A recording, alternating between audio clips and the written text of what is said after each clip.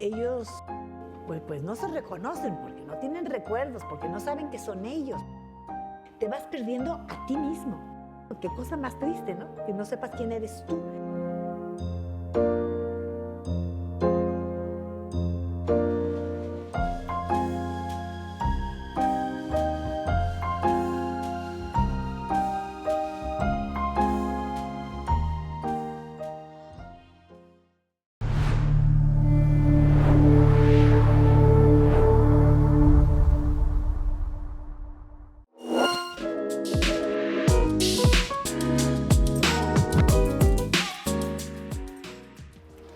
Bienvenidos a Alzheimer Aprende y Actúa, un espacio pensado y creado para sensibilizar acerca de las demencias. Nuestro lema este año es Aprende hoy para no olvidar mañana. Yo soy Luisa Calzada, trabajadora social de Alzheimer en México, y es un gusto para mí recibir al profesor Roberto. Bienvenido, profesor. El maestro Roberto se formó como licenciado en Biología por la UNAM, tiene una maestría en Estudios Regionales en Medio Ambiente por la Universidad Iberoamericana y ha participado en diversas instituciones que tienen relación con los contaminantes y el medio ambiente que tiene que ver con la población. Pues estamos encantados de que esté aquí con nosotros, maestro. Bienvenido para que hablemos acerca de cómo impacta la contaminación en este proceso de las demencias o cualquier deterioro que pudiéramos tener, en este caso cognitivo. Bienvenido. Gracias, Luisa, mucho gusto. Y nada, también es un placer poder compartir lo que se sabe, el avance que hay en el conocimiento con estos temas, que no dejan de ser relevantes para una ciudad como en la que vivimos, pero también para el resto de las ciudades del país. Sí, claro, hablar de contaminación pues es todo un tema, ¿no? Es muchísimo lo que hay que relacionar, sin embargo, pues ¿le parece si vamos aterrizando acerca de pues qué es el principal factor que en el medio ambiente nos afecta como seres humanos? Pues digamos que el ambiente, que es algo que recreamos para llevar a cabo nuestra vida cotidiana, pues nos ha implicado pues confrontar esa manera como nos hemos relacionado con este ambiente. Hemos llevado a cabo una serie de acciones en pos de algo que le llamamos el desarrollo. Hemos modificado los usos de suelo, hemos entubado ríos, hemos cambiado la manera como se mantenían los flujos de la biodiversidad en ecosistemas naturales. Y hoy día pues estamos cuestionando esa manera como nos hemos relacionado con la naturaleza. Nos cuesta mucho trabajo, pero en términos de síntesis creo que eso es un poco lo que implica este ambiente alterado y deteriorado, que desde luego, pues hoy, mientras más sabemos, más lo cuestionamos, ¿no? Así es. Sabemos y lo vivimos, porque pues más allá de que lo comentemos, lo vivimos, que como seres humanos nos adaptamos, ¿no? A las situaciones, comunidades, estilos de vida, en fin, y incluyendo la contaminación, ¿no? Entonces hay veces que al estar tan adaptados y ver ciertas situaciones dentro de mi normalidad, no medimos o no vemos que hay gente que pudiera ser más vulnerable. ¿Es correcto esto, maestro?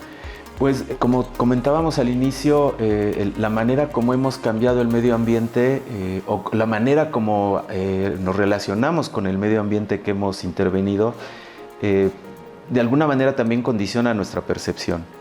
Y en efecto, nosotros podemos pensar que estamos sanos y la contaminación del aire no nos afecta. Sin embargo, hay una presencia permanente, continua de contaminantes en ciertos niveles que puede tener un cierto efecto en la salud.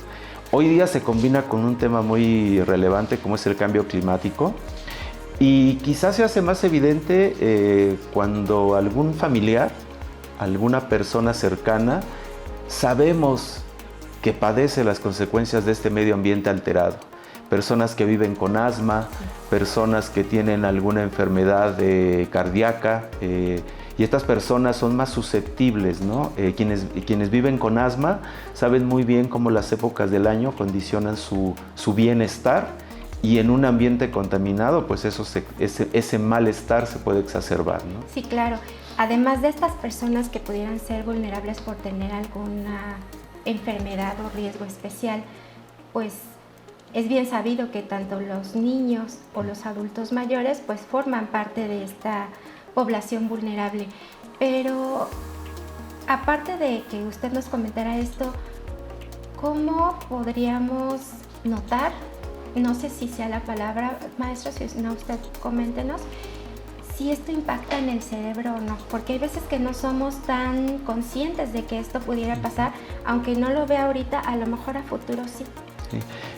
Quizá conviene comentar, o para responder a esta pregunta, tomar en cuenta que en la medida que más sabemos, es que podemos comenzar a generar nuevas hipótesis. Y en el caso de contaminación atmosférica, y sobre todo ahora que hablemos de partículas menores a 2.5 micras, habrá que tener en mente que fue en el año 1998 aproximadamente que en la Ciudad de México comenzaron a medirse estas partículas de manera continua. Se ha venido perfeccionando ese monitoreo. Hoy día los equipos son más asequibles, más accesibles. Tenemos redes de monitoreo en todo el país que cuentan con este tipo de equipos. Pero el tener datos nos ha permitido saber más sobre la calidad del aire y sobre ciertos contaminantes que antes desconocíamos que allí estaban porque no los medíamos, ¿no? Desde luego que el medir contaminación del aire y el tener sistemas de vigilancia, documentación, levantar información en hospitales nos permite hacer este tipo de correlaciones que pues hoy día podemos inferir.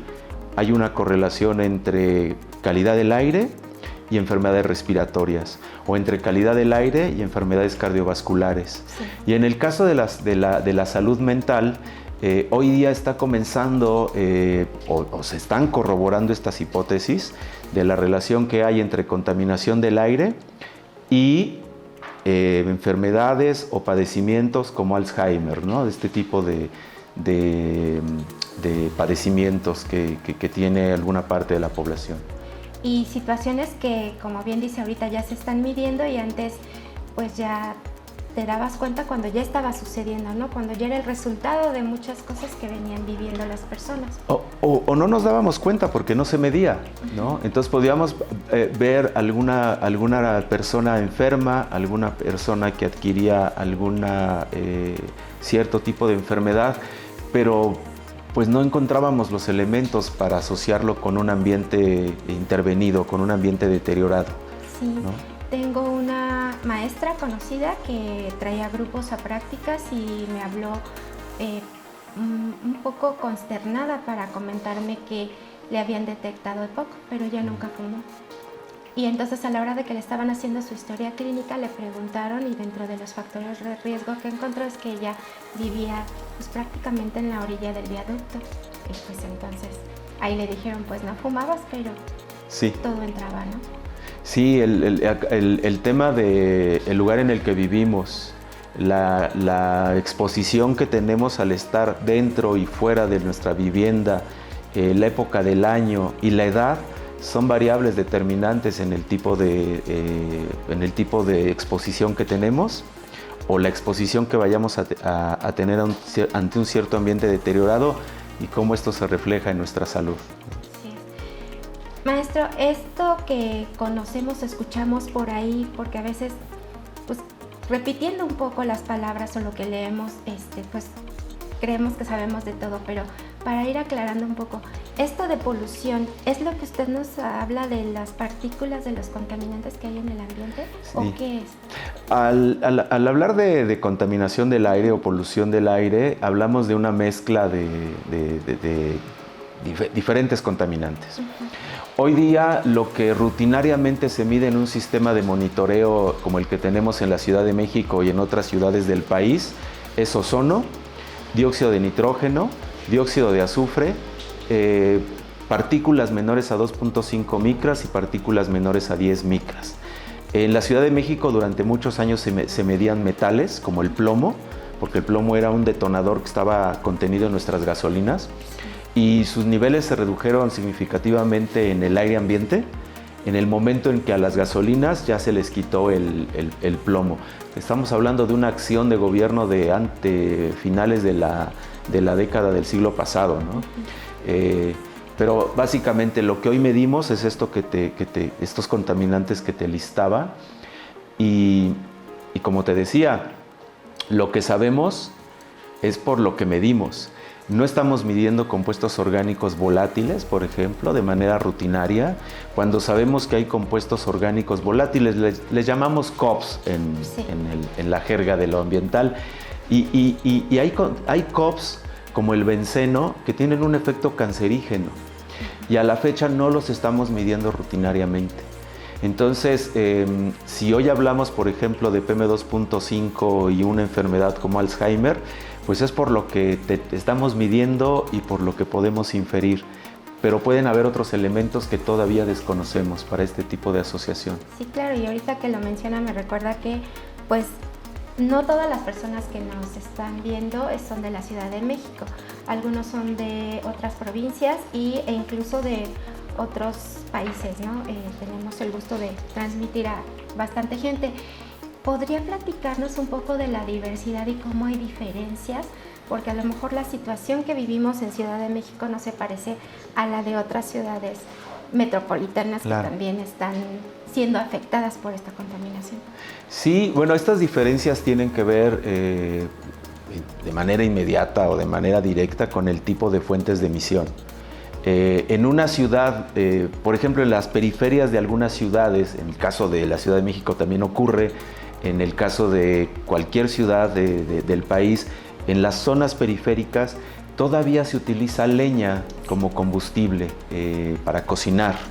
Y en estas viviendas pues hay un tipo de exposición debido al uso de leña para cocinar, ¿no? Ahí podemos encontrar partículas de este tamaño microscópico que he mencionado, PM2.5, pero que tienen que ver con el uso de la leña.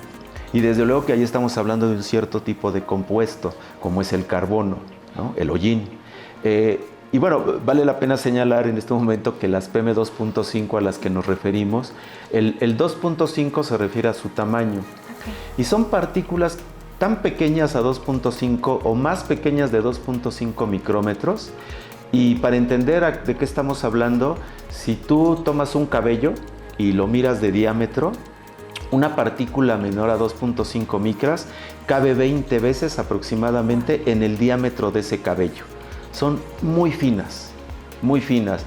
Y desde luego que el riesgo que hay, regresando al tema de cocinar con leña, es mujeres que cocinan en ambientes donde se usa o en espacios donde se usa la leña y respiran estas partículas tan finas y que contienen este tipo de elemento como el carbono y que puede alojarse a nivel pulmonar y propiciar algún tipo de efecto a largo plazo.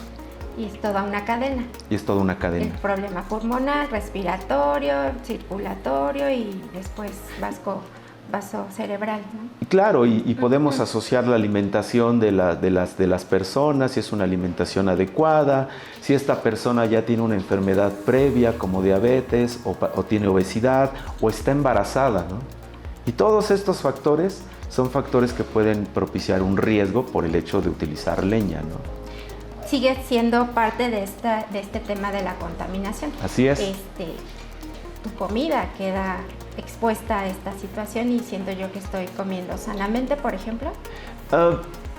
Desconozco si la partícula consumida directamente tiene algún efecto en tracto digestivo. Tiene que ver más con tiene que ver más con lo respiratorio. Y bueno, pasando a otros ambientes en las ciudades, por ejemplo, lo comentabas hace un rato, quien vive cerca de avenidas donde hay alto tráfico vehicular, pues desde luego que está expuesto a que esas partículas que provienen de las fuentes vehiculares puedan ingresar a su domicilio y que pueda tener una exposición constante a ese tipo de partículas. Y ahí hablamos de otro tipo de partículas, porque son las que provienen de la quema de combustibles, de diésel o de gasolina. Y si los autos y vehículos están en mal estado, pues vamos a tener una combustión inadecuada y lo más seguro es que encontremos ahí también elementos diversos que tienen un impacto en la salud, también claro, diverso. Maestro, ¿usted nos puede hablar o explicar un poco acerca de esto que se dice que el factor contaminante tiene que ver con un proceso inflamatorio, ¿qué es lo que te afecta a futuro? Sí, la exposición continua quiere decir qué tanto estoy respirando un contaminante de manera continua. En la medida que yo esté respirando continuamente un contaminante, mis tejidos van a estar sometidos a ese contaminante. Lo voy a respirar, lo voy a incorporar a mi organismo y de alguna manera va a tener o va a propiciar procesos inflamatorios en mis tejidos, ¿no? Lo vivimos muy claramente cuando vamos al centro y respiramos aire contaminado y sentimos la garganta irritada. O los ojos. Y ahí hay un proceso inflamatorio agudo, ¿no? Inmediato. Ahora imaginemos que hay otros procesos de inflamación que son continuos porque vivimos todo el tiempo en lugares donde la contaminación puede ser bajita, pero es contaminación, ¿no? Sí. Entonces, hablar de contaminación y efectos en salud es hablar de algo complejo, sí, claro. Es hablar de un fenómeno en donde nuestro cuerpo se ve sometido a diferentes niveles de contaminación, a diferentes contaminantes. A lo largo del año eso varía y desde luego que ahí nuestro sistema inmunológico es nuestra defensa más importante y la información. Sí, aunque el sistema inmunológico pues llega a un momento que tiene un límite y dice hasta aquí y empieza a afectar, ¿no? Sí, aunque no podemos perder de vista que en la medida que una buena alimentación nos acompañe todo el tiempo, tenemos defensas para afrontar un ambiente adverso. Eso es muy bueno saberlo para no perder las esperanzas. Maestro, se habla del estrés oxidativo, pero muchos no sabemos qué significa eso o cómo es que afecta, ¿no? El estrés me hace pensar que es algo que yo ya no puedo como manejar porque me está rebasando, y esta cuestión de la oxidación, ¿pudiéramos hablar un poquito cómo tiene que ver esta contaminación con el estrés oxidativo? Sí, contaminantes como el ozono, que no hemos hablado mucho del ozono, hemos hablado más de partículas, pero el ozono tiene la peculiaridad de formarse producto de la radiación solar. En las ciudades emitimos compuestos orgánicos volátiles, de los que ya platicamos, y también emitimos óxidos de nitrógeno. Estos dos contaminantes químicamente reaccionan en la atmósfera cuando hay sol y se produce ozono. Por eso es común que nosotros veamos las contingencias ambientales entre las 12 y las 4 de la tarde, porque son los horarios de mayor radiación solar. Y desde luego que en mayo, abril o marzo, porque es cuando la radiación solar es más intensa y se dispara la formación de ozono. Bueno, ese ozono tiene la facultad de propiciar estrés oxidativo en nuestros tejidos en la medida que nos exponemos más cuando sus niveles son mayores. Por eso se recomienda que los deportistas, las personas que hacen actividades al aire libre, eviten estar en los lugares al aire libre cuando tenemos mayores niveles de ozono y evitar este estrés oxidativo que puede desencadenar algún efecto agudo. Sí, claro, sí. Y que como parte de las muchas causas que existen hacia por qué vamos al deterioro cognitivo, estaba justo del estrés oxidativo. Y bueno, trayendo un poquito, siguiendo con este tema que nos dice de no es conveniente hacer ejercicio en esos horarios o en esos momentos, pues la realidad es que hay ciudades donde todo el tiempo hay contaminación y pues nos tenemos que ir adaptando, ¿no? Para que no fuera pretexto de cómo está contaminado no hago ejercicio, ¿nos podría hacer alguna recomendación? Bueno, hay que tener mucha información. La información existe para tomar decisiones pertinentes. Hoy día todas las ciudades de México, la mayor parte de las ciudades grandes, digamos, Guadalajara, Monterrey, Ciudad de México, Toluca, tienen aplicaciones en donde se está compartiendo de manera horaria la calidad del aire en estos lugares, en estas metrópolis. Hoy día cualquier persona que quiera salir puede consultar su teléfono celular, puede consultar un sitio web y puede tener esta información. Incluso el sistema de monitoreo de la Ciudad de México lo hacía con un teléfono. No sé si lo sigue haciendo, pero hasta donde yo me quedé se hacía telefónicamente una grabación y podías consultar la calidad del aire. Ese ya es un primer elemento informativo.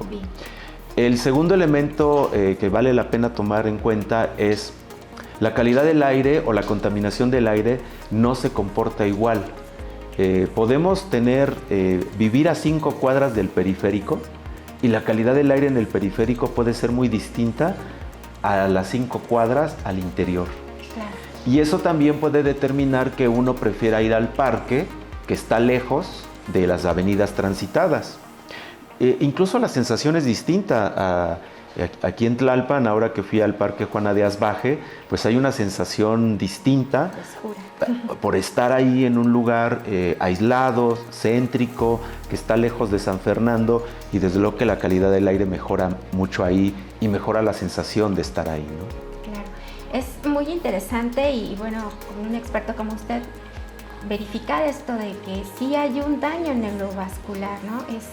Si realmente estos contaminantes van a impactar nuestro organismo y aunque no lo veamos de manera inmediata, a la larga sí podemos tener un problema en la salud general, obviamente, pero hablando de las demencias, que esté detonando ciertos procesos inflamatorios de los que hablamos. Usted me hablaba hace un ratito antes de entrar a cámaras acerca de los sistemas que se ven afectados. Okay. ¿Nos podría platicar un poquito más de eso? Sí, nos referíamos al cuerpo, a nuestro cuerpo como un sistema en donde todos hay una interrelación de nuestro corazón con nuestros pulmones, con nuestro sistema circulatorio.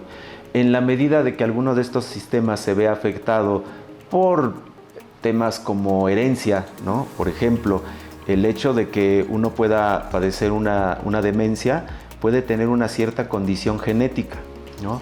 Entonces, hay una condición genética que no necesariamente quiere decir que vamos a tener Alzheimer, pero que es un elemento que, condicionado por una situación ambiental adversa, y podemos tener un sistema, nuestro cuerpo, deprimido por las condiciones ambientales, podría estar desencadenando su expresión, ¿no? O adelantando incluso. O adelantando.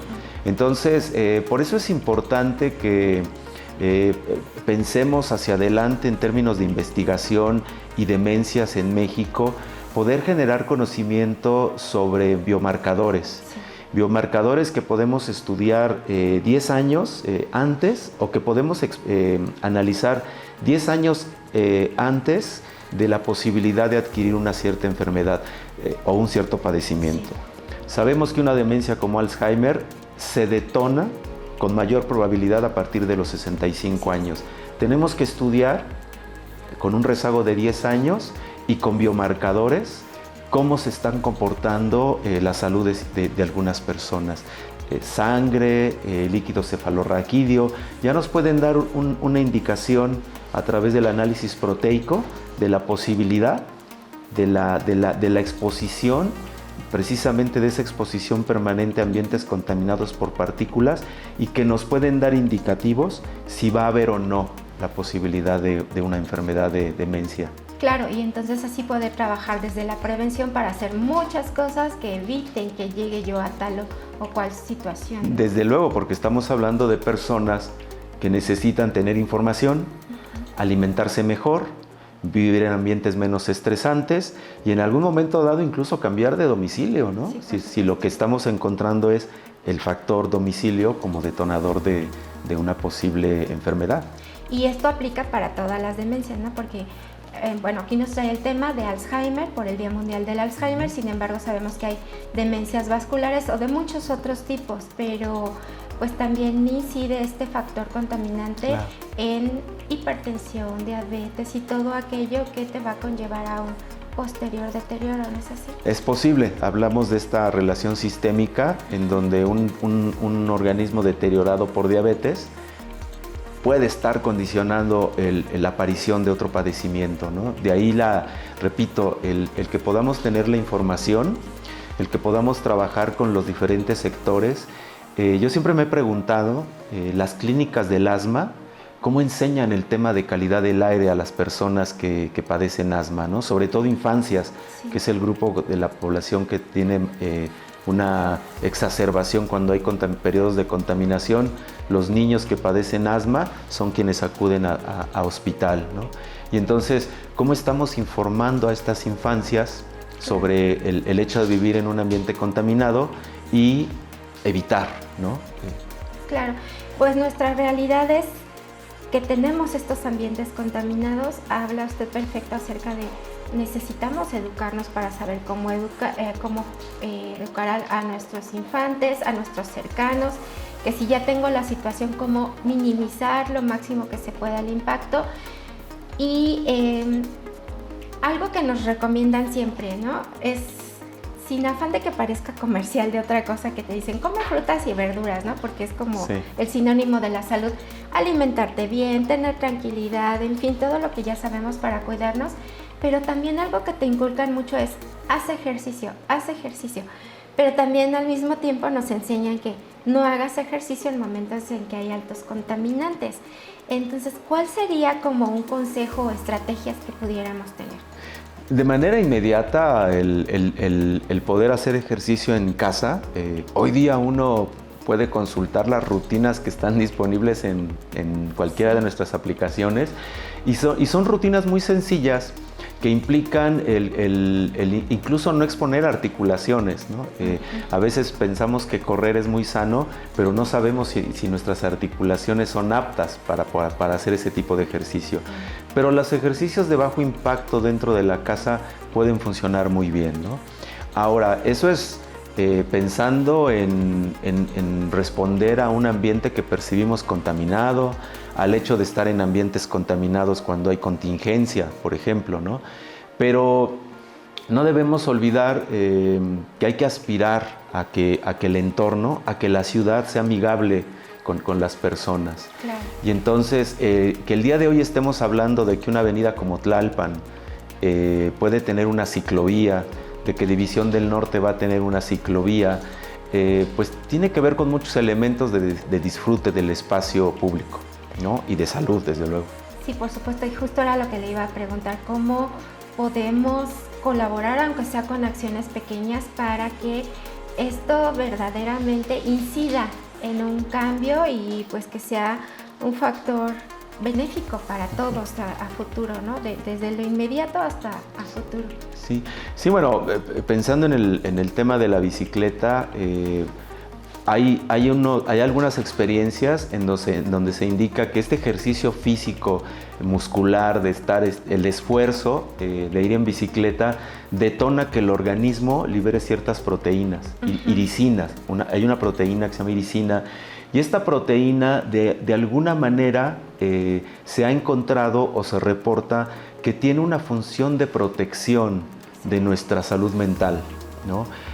La recomendación es que este tipo de actividad en espacios abiertos para movernos al trabajo, pues la tenemos que entender que en este sistema, en esta perspectiva sistémica, porque tenemos una población diabética, tenemos una población con altos niveles de obesidad, tenemos este tema que si lo seguimos investigando nos puede dar elementos de alguna demencia como Alzheimer, y entonces encontrar en la calle el espacio idóneo para poder restaurar la salud, ¿no? Me parece que ese es un tema. Tiene que ver también con lo emocional.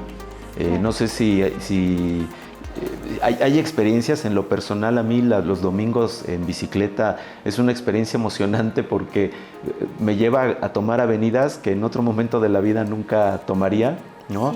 Y esa experiencia de la libertad aligera muchas cargas, ¿no? Ha tocado usted un tema muy importante porque pensamos que la contaminación solo tiene que ver con si está limpio o sucio el ambiente. Sin embargo, impacta también en las emociones, ¿no? El hecho de que veamos un espacio gris, sucio, lleno de humo, pues para empezar me desmoraliza, ¿no? Ya no me dan ganas, y para continuar, francamente me afectará en mi salud. Sin embargo, también otra de las realidades es que en México cada vez son más los espacios al aire libre que te invitan para que hagas ejercicio, pero están en medio de arroyos vehiculares. ¿Qué opina usted de eso? Sí, ahí el hecho de que tengamos este tipo de infraestructura también es algo que me ha llamado la atención. Yo quisiera en algún momento hacer algún tipo de proyecto de ciencia ciudadana en el que con las personas que están allí haciendo ejercicio pudiéramos medir con instrumentos personales cómo está la calidad del aire, cómo está el monóxido de carbono y las partículas. Porque eso ya les puede dar a ellos la información de qué tan saludable es ese entorno para hacer ejercicio. Desde luego que la percepción inmediata es, allí están los escapes del automóvil, Sí, ¿no? por supuesto. Y aquí están las personas haciendo ejercicio. ¿Es adecuado o no es adecuado? Parecería inadecuado, puede generar un trabajo de investigación interesante, Sí, por ¿no? supuesto. A partir de esa observación.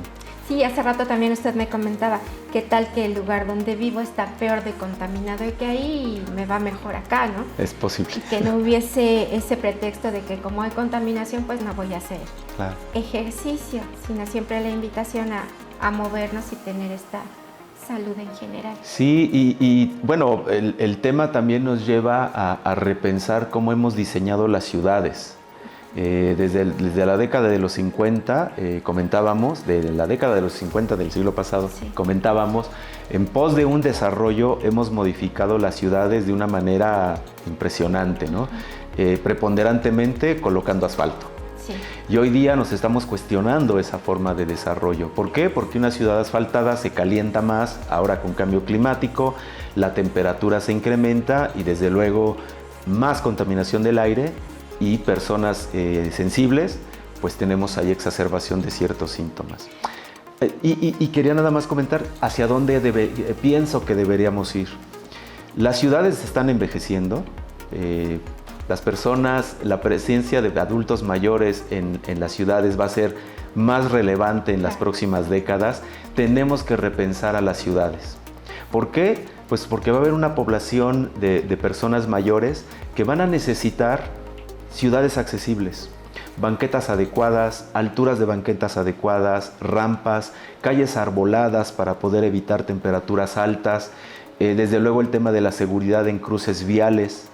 Las personas mayores no pueden usar puentes peatonales, necesitan utilizar la calle a nivel de piso. Y es hacia allá donde hoy día se discute mucho en sociedad civil, en gobierno, cómo planificar ciudades que estén respondiendo a nuestras necesidades futuras.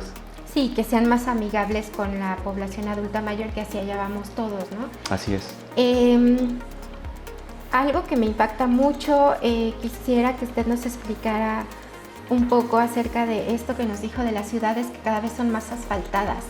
Lo vemos como cualquier cosa, pero más allá de la recaptura del agua y que si hay más o menos árboles, etcétera, ¿nos pudiera explicar cómo pasa esto del asfalto que se calienta con la goma de las llantas y lo respira? Sí, también ver a las ciudades como un sistema en el que todos sus elementos están interrelacionados. Y en la medida que yo asfalto, como bien comentas, no solamente estoy evitando que se recargue el manto freático, que el agua se infiltre, también estoy propiciando que haya un mayor número de vehículos, si hacia allá tiende el asfalto, ¿no? La cultura del asfalto. Entonces, en la medida que yo asfalto avenidas, calles y condiciono con esto un mayor uso del automóvil, también estoy propiciando mayores kilómetros de rodamiento. Y ese rodamiento puede estar implicando desgaste de neumáticos por el frenado y por el arranque. Y este desgaste de neumáticos finalmente va a quedar convertido en polvo ahí, en la capa del asfalto, y son partículas, ¿no? Que cuando llueve se van a ir al cauce, Sí. y cuando está seco el ambiente y los autos pasan a alta velocidad, lo resuspenden y las personas que caminan por ahí lo pueden respirar, Lo ¿no? absorbemos. ¿Alguna recomendación que usted nos dé para poder poner como nuestro granito de arena cada quien, inclusive empezando desde tu hogar, ¿no? ¿Cómo puedo hacer el aire más saludable en casa? ¿Cómo puedo crear un ambiente que propicie mi bienestar? Sí, hay mucha información, hay que corroborarla, pero hay evidencia y observación empírica que nos indican sobre ciertas acciones que son posibles. Por ejemplo, si yo vivo en una ciudad y sé que es una ciudad que tiene problemas con el ozono, es suficiente con que yo tenga mi ventana abierta y la cortina corrida, y ese simple acto va a evitar que el ozono ingrese a mi casa. Porque el ozono es una molécula que fácilmente se disocia al chocar con una superficie. Y puede haber contingencia ambiental afuera por ozono, pero en mi casa no va a haber ozono porque estoy evitando su entrada con la cortina, simplemente, ¿no? Podemos vegetar la casa, ¿no? Este tipo de planta, la espada, es una planta que se recomienda precisamente para oxigenar de manera más adecuada los espacios interiores. Repito, si uno busca en internet plantas de interior que evitan contaminación, aquí hay una, ¿no? En el caso de partículas, ahí sí tenemos que tener información oportuna para conocer qué tipo de fuentes están cerca de mi casa, si vivo cerca de una avenida, si vivo cerca de fábricas, si vivo cerca incluso de terrenos que no tienen cobertura vegetal, de parques que no tienen pasto. Y por ahí tomar las medidas de prevención y en ciertos horarios evitar que mis ventanas estén abiertas, ¿no? En fin, ese tipo de acciones que dentro de la casa pudieran ayudarnos, ¿no? Hay otra acción que hemos descuidado mucho dentro de la casa, que es verificar que nuestra estufa y nuestro calentador estén haciendo la combustión adecuada, sobre todo si usamos gas, gas LP o gas natural, ¿no? Y que también esos estoy absorbiendo, ¿no? Así es. Con demencia, pues Sí. por supuesto. Sí, bueno, hace poco tuvimos una reunión con la Secretaría de Salud de la Ciudad de México y sabiendo que ellos están trabajando con este programa de enfermeras que asisten a las viviendas de personas mayores para estar acompañándolas y darle un seguimiento a su salud, comentamos eso, comentamos la posibilidad de que estas personas con algo de información, estas enfermeras que van a los domicilios, con algo de información pudieran preguntar, ¿podemos ver su estufa? Y con el simple hecho de ver el color de la flama, podemos darnos cuenta si esta persona se está exponiendo cuando cocina a contaminantes como óxidos de nitrógeno. ¿Por qué? Porque se está quemando mal el gas y se están liberando, ¿no? Sí, de hecho en trabajo social sí nos lo indican para evitar la mala combustión o también el uso de las leñas y solventes. Claro, y en la vivienda de una persona mayor tiene mucho más sentido cuando estamos hablando de enfermedades o padecimientos como Alzheimer, ¿no? Ay, sí. Maestro, para ir cerrando, si me permite, pues es un hecho que de manera directa nos afecta la contaminación.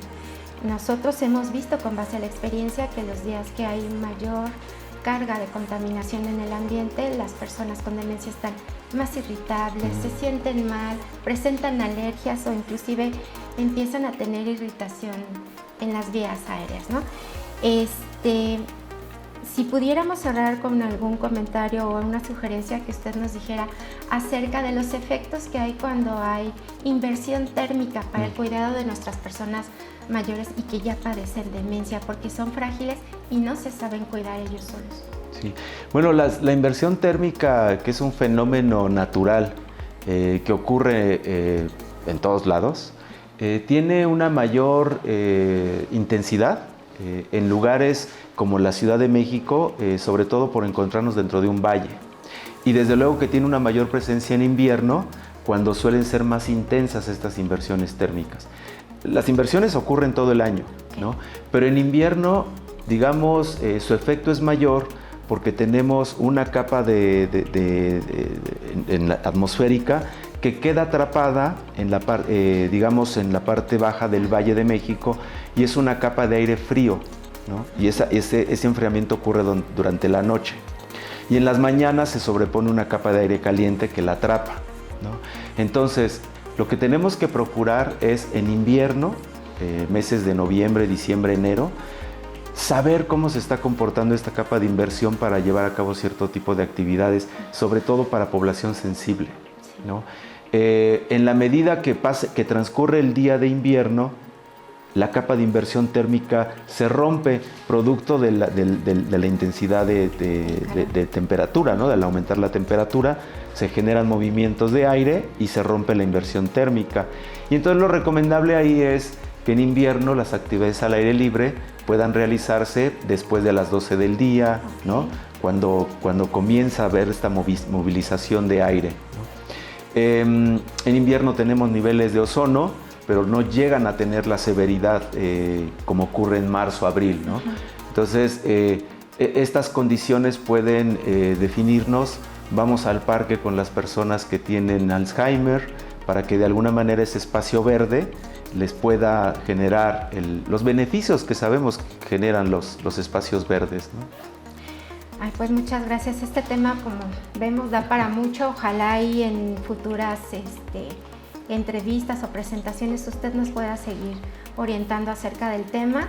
Como ven todos los que nos están acompañando, pues todo impacta. En este caso quisimos ver esta parte de la contaminación porque a veces son cosas que vemos como sin importancia o que no tuviera cierta relevancia para hacerlo parte de mi vida o plan incluso de bienestar y salud general de la familia, ¿no?